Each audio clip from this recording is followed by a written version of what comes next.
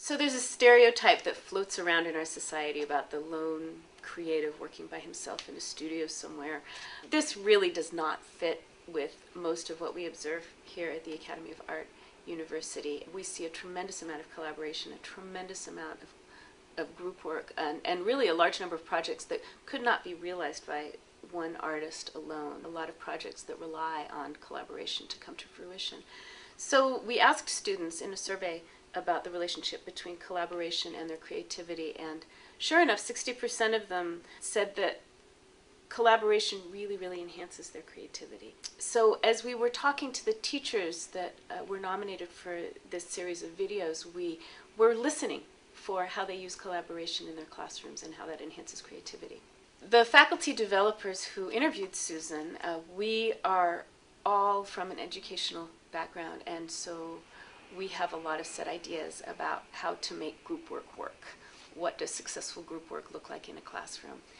And as we were listening to Susan and her students talk about their successes with collaborations, I think we were really filtering and fishing for the things that were already on our lists of tips for successful group work. We were having a hard time making sense of what she was saying and fitting it with what we already knew about group work. So it wasn't really until we looked to some research that was based in the professional world, creative collaborations in the professional world, that we really started to understand what Susan was talking about and make sense of it. Keith Sawyer is a researcher who has looked a lot at creativity and human innovation.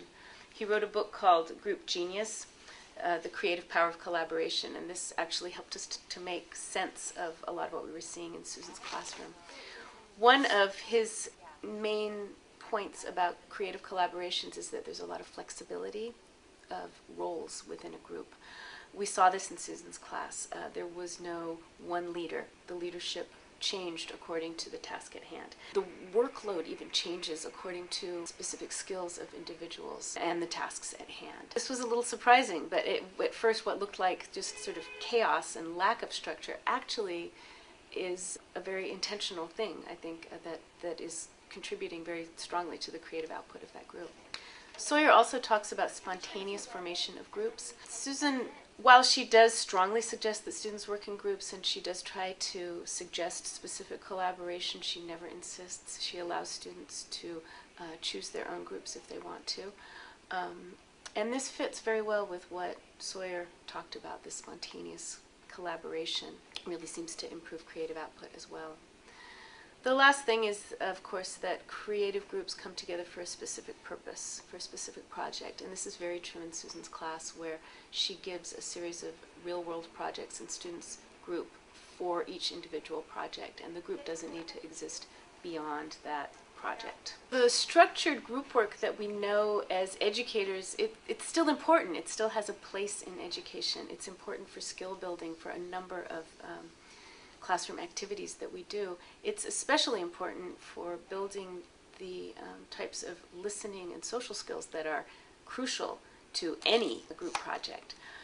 The point here is really that if we want to have our students collaborate in ways that are creative, collaborate for creative purposes, it might be time for us, the teachers, to really step back to allow for flexibility and some self-organization and spontaneity within those groups.